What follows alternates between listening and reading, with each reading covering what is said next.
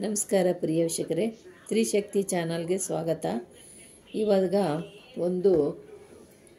ನಿಮಗೆ ಒಂದು ವ್ಯಾಪಾರ ವಶೀಕರಣಕ್ಕೆ ನಿಮಗೆ ಒಂದು ಮಂತ್ರ ಹಾಕ್ತೀನಿ. ಮಂತ್ರನ ಹಾಕ್ತಾಯಿದ್ದೀನಿ. ಇದು ಭಾಳ ಅದ್ಭುತವಾದಂಥ ವ್ಯಾಪಾರ ವಶೀಕರಣ, ವ್ಯಾಪಾರ ಆಕರ್ಷಣೆ ಮಾಡೋದಕ್ಕೆ ಒಂದು ಮಂತ್ರನ ಹಾಕ್ತಿದ್ದೀನಿ. ಮಂತ್ರ ಭಾಳ ಚೆನ್ನಾಗಿದೆ ಹೇಳೋದಕ್ಕೆ. ಗಣೇಶಂದು ಈ ಗಣೇಶನ ಮಂತ್ರನ ಹೇಳ್ಕೊಳ್ಳಿ. ಇದು ಮಂತ್ರವನ್ನು ನೀವು 1,00,000 ಸಲ ಜಪಿಸಬೇಕು. 1,00,000 ಜಪಿಸಿದ ನಂತರ ಕಾರ್ಯಕ್ಕೆ ನೀವು 108 ಸಲ ಜಪಿಸಬೇಕು. ಕಾರ್ಯ ಮಾಡುವಾಗ 108 ಸಲ ಜಪಿಸಬೇಕು. ಇದು ಯಾವ ರೀತಿ ಕಾರ್ಯ ಏನು ಮಾಡೋದು, ಇದರಿಂದ ಏನು ಫಲ, ನಿಮಗೆ ಏನು ಪ್ರಾಪ್ತಿ ಆಗುತ್ತೆ, ಇದನ್ನು ನೀವು ಯಾವ ರೀತಿಯಾದರೂ ಈ ಮಂತ್ರನ ಜಪಿಸ್ಬಿಟ್ಟು ನೀವು ಯಾವ ಕಾರ್ಯನ ಮಂತ್ರಿಸಿ ಕೊಡೋದ್ರಿಂದ ನಿಮಗೆಲ್ಲ ಸಿದ್ಧಿ ಆಗುತ್ತೆ. ನೋಡಿ, ಈ ಮಂತ್ರನ 108 ಸಲ ಜಪಿಸಿ ಅಂಕೋಲೆ ಕಡ್ಡಿಯನ್ನು ಮಂತ್ರಿಸಿ ನೀವು ಕೊಡೋದ್ರಿಂದ ವ್ಯಾಪಾರ ಅಂಗಡಿಯಲ್ಲಿ ತಲೆಬಾಗಿಲಿನಲ್ಲಿ ಕಟ್ಟಬೇಕು. ನೀವು ವ್ಯಾಪಾರ ಅಂಗಡಿ ಇಟ್ಟಿರ್ತೀರ, ಅಂಗಡಿನಲ್ಲಿ ವ್ಯಾಪಾರ ಆಗೋದಿಲ್ಲ, ಸರಿಯಾಗಿ ಜನಗಳ ಆಕರ್ಷಣೆ ಆಗೋದಿಲ್ಲ, ವ್ಯಾಪಾರಕ್ಕೆ ಜನಗಳು ಬರೋದಿಲ್ಲ. ಅಂಥ ಸ್ಥಳದಲ್ಲಿ ನೀವೇನು ಮಾಡಬೇಕು, ನೀವು ಒಂದು ಅಂಕೋಲೆ ಕಡ್ಡಿನ ಒಂದು ಅಮಾವಾಸ್ಯೆನಲ್ಲೋ ಒಂದು ಭಾನುವಾರನೋ ಗುರುವಾರನೋ ಒಂದು ಕಡ್ಡಿನ ತೊಗೊಂಬರಬೇಕು. ತಗೊಂಡ್ಬಂದು ಇದನ್ನು ನೀವು 108 ಸಲ ಜಪಿಸ್ಬೇಕು. ಮಂತ್ರ ಸಿದ್ಧಿಯಾಗಿರಬೇಕು. 1,00,000 ಜಪ ಸಿದ್ಧಿಯಾಗಿರಬೇಕು. ಲಕ್ಷ ಜಪ ಸಿದ್ಧಿಯಾದ ನಂತರ 108 ಸಲ ಮತ್ತೆ ಇದನ್ನು ನೀವು ಕಾರ್ಯನ ಮಾಡುವಾಗ ಜಪಿಸ್ಬೇಕು. ಈ ಒಂದು ಅಂಕೋಲೆ ಕಡ್ಡಿನ ತಗೊಂಡ್ಬಂದು ಇದನ್ನು ಮಂತ್ರಿಸ್ಬಿಟ್ಟು ವ್ಯಾಪಾರದ ಅಂಗಡಿಯ ತಲೆಬಾಗಿಲಿನಲ್ಲಿ ಕಟ್ಟಬೇಕು.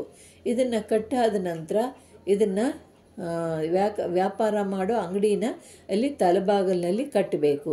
ಅಂಗಡಿಯಲ್ಲಿ ಇದನ್ನು ನೀವು ವರ್ಷಕ್ಕೊಂದ್ಸತಿ ಇದನ್ನು ಬದಲಾಯಿಸಬೇಕು. ನೀವು ವರ್ಷಕ್ಕೊಂದ್ಸತಿ ಇದು ಬದಲಾಯಿಸ್ತಾ ಇರಬೇಕು. ಅಂಗಡಿ ವರ್ಷಕ್ಕೊಂದು ಸಲ ಇದನ್ನು ದೀಪಾವಳಿ ಅಮಾವಾಸ್ಯೆ ದಿವಸನೇ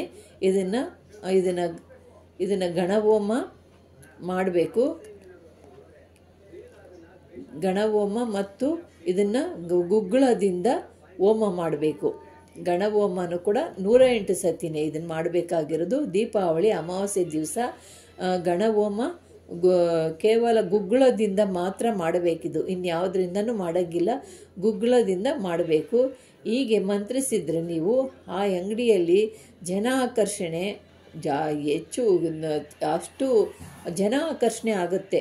ನೀವು ಲೆಕ್ಕನೇ ಹೇಳಿರೋದಿಲ್ಲ, ಆ ರೀತಿಯಾದಂಥ ಜನ ಆಕರ್ಷಣೆ ಆಗುತ್ತೆ. ದಿನೇ ನಿಮಗೆ ದುಡ್ಡು ಮತ್ತು ಆ ವ್ಯಾಪಾರ ಚೆನ್ನಾಗಿ ಅದ್ಭುತವಾಗಿ ಆಗ್ತಾ ಇರುತ್ತೆ.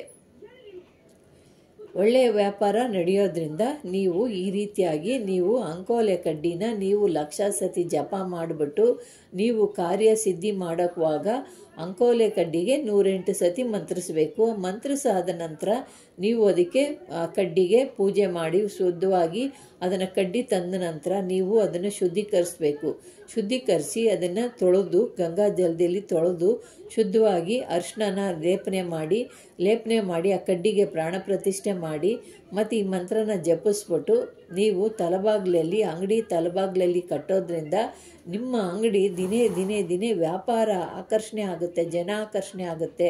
ಮನೆಯಲ್ಲಿ ಕಟ್ಟೋದ್ರಿಂದ ದುಡ್ಡು ಕಾಸಿನಲ್ಲಿ ಕೊರತೆನೇ ಇರೋದಿಲ್ಲ, ಲಕ್ಷ್ಮಿ ಆಕರ್ಷಣೆ ಆಗುತ್ತೆ. ಮನೆಯಲ್ಲಿ ಶಾಂತಿ ನೆಮ್ಮದಿ ಉಂಟಾಗುತ್ತೆ. ಮನೆಯಲ್ಲಿ ಯಾವ ಕದನಗಳು ಉಂಟಾಗೋದಿಲ್ಲ.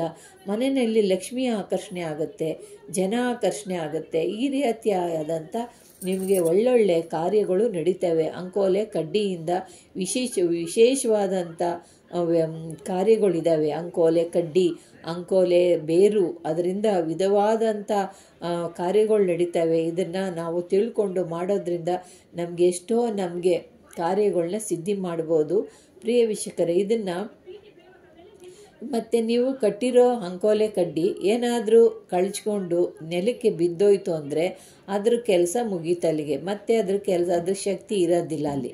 ನೀವು ಅದು ಅಂಕೋಲೆ ಕಡ್ಡಿನ ನೀವು ತೆಗಿಯೋವರೆಗೂ ಅದು ಕೆಳಗೆ ಬಿಡಬಾರ್ದು. ಕೆಳಗೆ ಬಿದ್ದರೆ ಅದರ ಶಕ್ತಿ ಕುಗ್ಗೋಗ್ಬಿಡುತ್ತೆ, ಅದರ ವಶೀಕರಣ ಉಳಿಯೋದಿಲ್ಲ. ಅದರಿಂದ ಅದು ಬಿದ್ದರೆ ಮಾತ್ರ ಅದು ನಿಮಗೆ ಕೆಲಸ ಆಗೋದಿಲ್ಲ. ಕೆಳಗೆ ಬಿದ್ದರೆ ನೀವು ಅದನ್ನು ಹುಷಾರಾಗಿ ನೋಡ್ಕೋಬೇಕು, ಕೆಳಗೆ ಬೀಳ್ದಂಗೆ ಹುಷಾರಾಗಿ ನೋಡ್ಕೋಬೇಕು.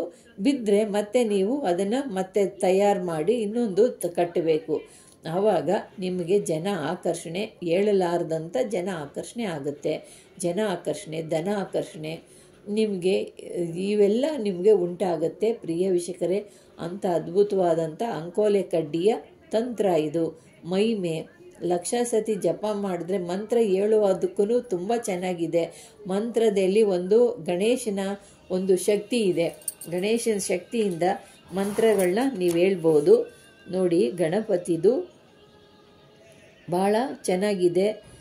ಇದು ನೋಡಿ, ಮಂತ್ರ ಹೀಗಿದೆ: ಓಂಕಾರ ಗಣಪತಿಯೇ ವಾವ, ವಶ್ಯ ಗಣಪತಿಯೇ ವಾವ, ವಲ್ಲಭ ಗಣಪತಿಯೇ ವಾವ, ಆದಿ ಗಣಪತಿಯೇ ವಾವ, ಅನಾದಿ ಗಣಪತಿಯೇ ವಾವ, ಶಕ್ತಿ ಗಣಪತಿಯೇ ವಾವ, ಶಂಕರ ಗಣಪತಿಯೇ ವಾವ, ಹರಿವು ಗಣಪತಿಯೇ ವಾವ, ಆನಂದ ಗಣಪತಿಯೇ ವಾವ, ಯಂಗ್ ನಂಗ್ ವಮಂಗ್ ಸಿಂಗ್ ವಂಗ್ ವಾವ. ಗಣಪತಿಯೇ ಒಂದೆನ್ನಕ್ಕರುಳು ಶಿವಾಯ, ಒಂದೆನ್ನಕ್ಕರುಳಿ ಶಿವಾಯ ನಮಃ என்று சித்தக்கள்ளர் என்னை கண்டதோரு என் வசமாகி என் சொல் கேட்டி என் இப்படியே என் ಎಲ್ಲ ವಶಮಾಗ ವಂಗ್ ಸಿಂಗ್ ಮಂಗ್ ನಂಗ್ ಯಂಗ್ ಶಿವಾಯ ನಮಃ ಶಿವಾಯ ಸ್ವಹ. ಈ ಮಂತ್ರನ ಹೇಳಿ, ತುಂಬ ಚೆನ್ನಾಗಿದೆ ಹೇಳೋದಕ್ಕೆ. ಈ ಮಂತ್ರ ಹೇಳ್ಕೊಳ್ಳಿ, ಇದರಲ್ಲಿ ನಿಮ್ಗೆ ಅರ್ಥ ಇದೆ. ನಮ್ಮನ್ನು ನೋಡಿದವರೆಲ್ಲ ನಮಗೆ ವಶವಾಗಲಿ, ನನ್ನ ಮಾತನ್ನ ಎಲ್ಲ ಕೇಳಿ ನನ್ನ ಹೇಳಿದ ಮಾತು ಅವರಿಗೆ ಇಷ್ಟವಾಗಲಿ, ನಮ್ಮ ಮಾತು ಅವರಿಗೆ ಇಷ್ಟವಾಗಲಿ ಅನ್ನೋ ಒಂದು ಅರ್ಥ ಇದೆ. ಈ ಮಂತ್ರ ಹೇಳ್ಕೊಳ್ಳಿ, ಭಾಳ ಚೆನ್ನಾಗಿದೆ. ಇದರಿಂದ ನಿಮಗೆ ಜನ ಆಕರ್ಷಣೆ, ಧನ ಆಕರ್ಷಣೆ ಎಲ್ಲ ನಿಮಗೆ ಶುಭವಾಗುತ್ತೆ. ಪ್ರಿಯ ವೀಕ್ಷಕರೇ, ಇಷ್ಟವಾದರೆ ಲೈಕ್ ಮಾಡಿ, ಶೇರ್ ಮಾಡಿ, ಸಬ್ಸ್ಕ್ರೈಬ್ ಮಾಡಿ. ನಮಸ್ಕಾರ.